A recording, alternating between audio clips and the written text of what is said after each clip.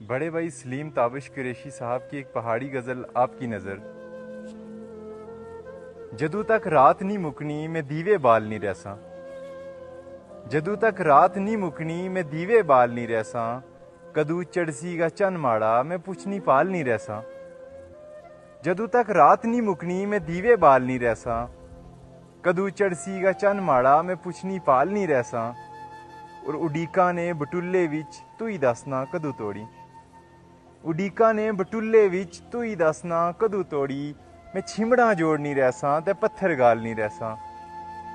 और दिलै ना खून पी गए भी न जड़े बन सके माड़े। दिलै ना खून पी गए भी न जड़े बन सके माड़े। दमुए नाग का तोड़ी मैं घर विच पाल नहीं रहसा। और नहीं मंगसा कदे कुछ भी तेरी दुपरी ने बेड़े चूं। नहीं मंगसा कदे कुछ भी तेरी दुपरी ने बेड़े चूं। मैं कुक्कड़ शीखसा ताबश ते चिड़ियां डार नहीं रहसा। मैं कुक्कड़ शीखसा ताबश ते चिड़ियां डार नहीं रहसा।